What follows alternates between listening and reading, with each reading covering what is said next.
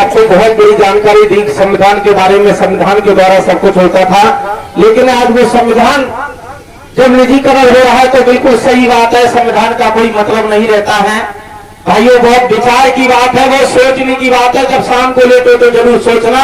इसी श्रृंखला में और आगे बढ़ाता हुआ अब मैं ये निर्णय नहीं ले पा रहा हूं कि गुरु को पहले बुलाऊं कि चेला को पहले बुलाऊं, ये मैं निर्णय नहीं ले पा रहा हूं। एक उम्र ये बुद्ध कथा के आयोजक वैदिक रामलाल जी नंगला डांडा के सर्विस शिरोमणि जी जो संचालन कर रहे हमारे महेश चंद्र सागर जी, ब्रजभान बौद्ध जी, देवेंद्र प्रसाद बौद्ध जी, अन्य सभी इनके साथी कमेटी के लोग, भारत सिंह जी, मदन लाल जी, राजाराम जी, राजीव सागर जी, निंतराज जी, राकेश कुमार जी, हमारे साथ बबलू प्रधान जी, आदरणीय प्रमुख जी, और अभी आपके सामने बोल के गए डॉक्टर धर्मेंद्र जी, रंजीत साक्य प्रधान जी, मासा उर्वेश जी, और इस कथा में हमारी मातृशक्ति और सम्मानित बुजुर्ग साथी बच्चे। हालांकि धर्मेंद्र जी के बोलने के बाद और बबलू के बोलने के बाद ऐसा कुछ बचा नहीं जो हमारे दिमाग से इन लोगों ने कहा ना हो।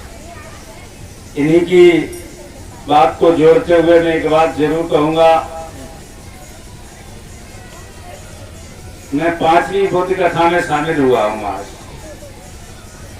जिस हिसाब से ये प्रोग्राम चल रहे हैं बुद्ध कथा के, ये जो हमारे सुनने वाले लोग जो आते हैं इस पर विचार जरूर करें।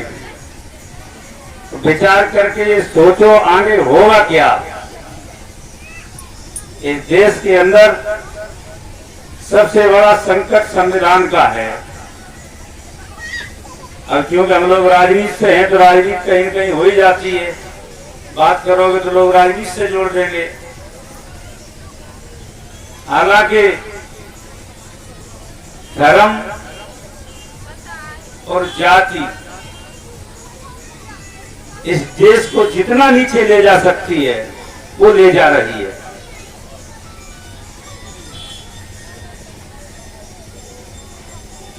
जो व्यवस्था आजादी के बाद संविधान के परिप्रेक्ष्य में हम लोगों को उपलब्ध हुई थी,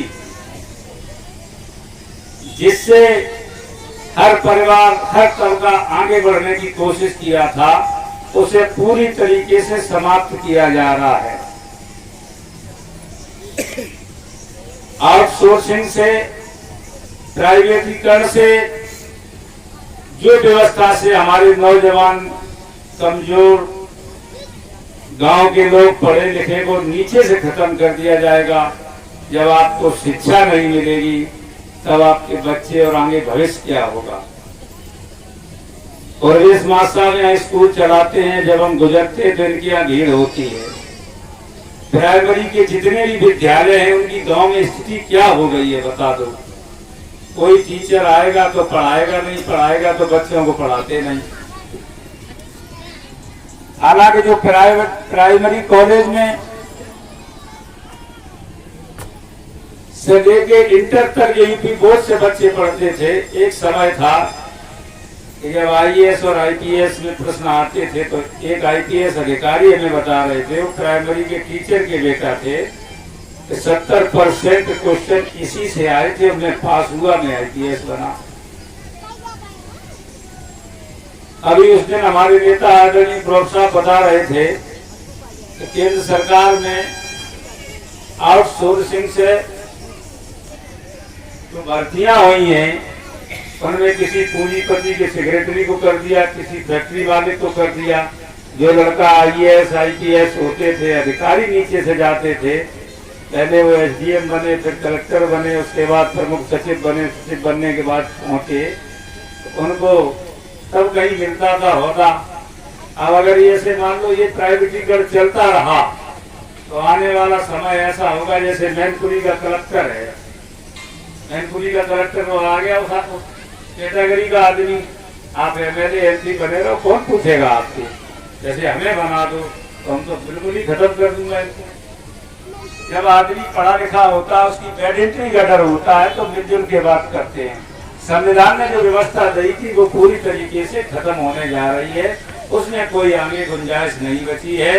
और जो ये भ्रम में फांस दिया है जाति बिरादरी के में, ये यादव है, ये जाटव है, ये साक्य है, ये लोधी है, ये राजपूत है, ये सब है अलग अलग। ये व्यवस्था वर्ण व्यवस्था जो पुराने कार्यकाल में बनी गई थी, उनमें जाके हम लोग शूद्र थे, शूद्रों में बंटवारा कर दिया, क्षत्रिय वैश्य ब्राह्मण और शूद्रों में ये राजतंत्र के लोगों ने अपने हिसाब से बंटवारा कर दिया है हम लोगों का।